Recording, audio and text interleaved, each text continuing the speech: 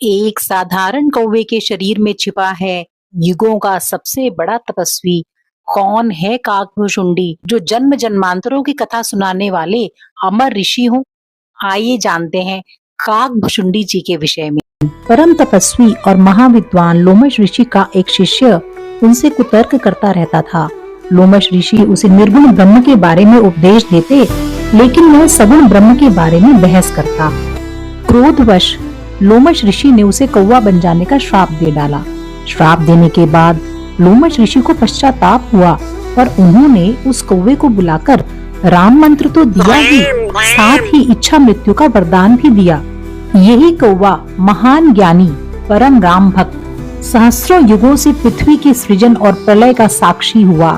इन्होंने अनंत ब्रह्मांडों की यात्रा की, 27 कल्पों से आज तक कौवे के शरीर में रहकर परम आनंद का सुख ले रहे हैं और इसी शरीर के कारण ही तो उन्हें प्रभु श्री राम के दर्शन हुए।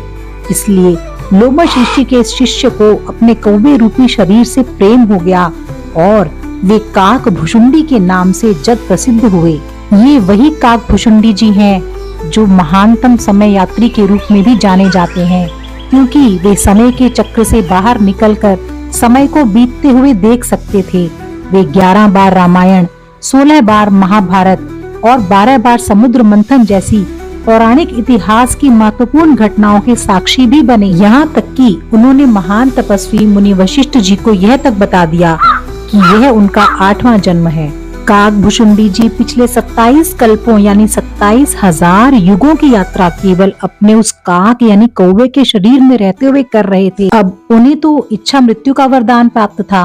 वे चाहते तो कौवे वाले शरीर को त्याग कर कोई अन्य शरीर में जन्म ले सकते थे, लेकिन उन्होंने कभी भी अपने इस शरीर को छोड़ना नहीं चाहा कि उसी शरीर में रहकर ही उन्हें प्रभु श्री राम जी के दर्शन प्राप्त हुए। योग वाशिष्ठ ग्रंथ में महामुनि वशिष्ठ जी से संवाद करते हुए काकभुशुंडी जी कहते हैं कि मैं इस ऊंचे शिखर पर बैठा हुआ अपनी बुद्धि से समस्त लोगों के काल क्रम की स्थिति को जानता रहता हूँ और मुझे इस पृथ्वी के विषय में ऐसा स्मरण है कि किसी समय यह शिलाओं और वृक्षों से रहित थी।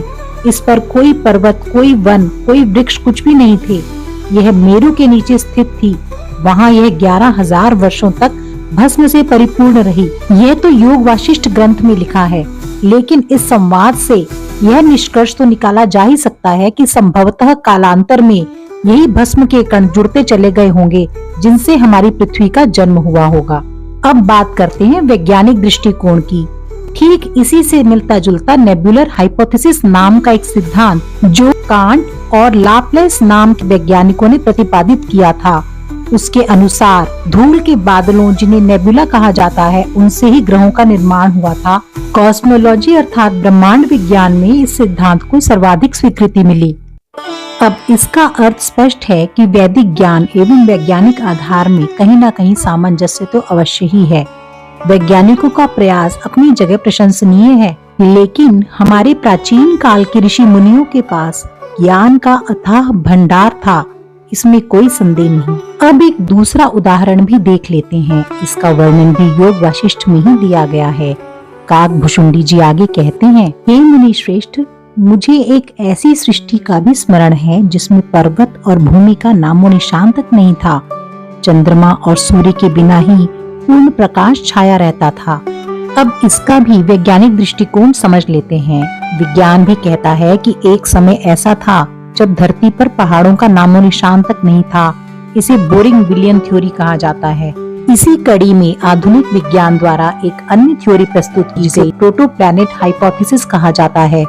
इसके अनुसार भी पृथ्वी और अन्य ग्रहों का निर्माण संभवतः धूल के बादलों से हुआ, जिसे काकभुशुंडी जी ने भस्म बताया था।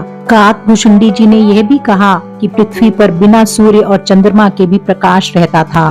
तो आधुनिक विज्ञान के अनुसार प्रारंभिक पृथ्वी ने प्रोटोप्लैनेटरी डिस्क की चमक से प्रकाश का अनुभव किया होगा। तो हमने देखा कि हमारे वेद पुराणों और शास्त्रों में अंतरिक्ष विज्ञान, चिकित्सा विज्ञान, गणित, टेक्नोलॉजी का असीमित ज्ञान छिपा है। अखिल ब्रह्मांड में जो है और जिसके होने की संभावना है, वह हमारे ऋषि मुनियों द्वारा मानव जाति के कल्याण हेतु हजारों वर्ष पहले ही लिपिबद्ध कर दिया गया था। वैदिक ज्ञान तो परमात्मा के अस्तित्व की भांति शाश्वत है। आधुनिक विज्ञान इस अथाह ज्ञान सागर में मात्र एक बूंद के समान है। तो आज की वीडियो में इतना ही। आशा करती हूँ कि आपको आज का ये ज्ञान, ये रहस्य अवश्य पसंद आया होगा। वीडियो अच्छी लगी हो तो लाइक कीजिएगा, कमेंट कीजिएगा। आपका एक एक लाइक और कमेंट मेरे लिए बहुत मायने रखता है। शेयर और सब्सक्राइब भी करवाइएगा। आपका बहुत बहुत धन्यवाद। ईश्वर आपको प्रसन्न रखें, स्वस्थ रखें।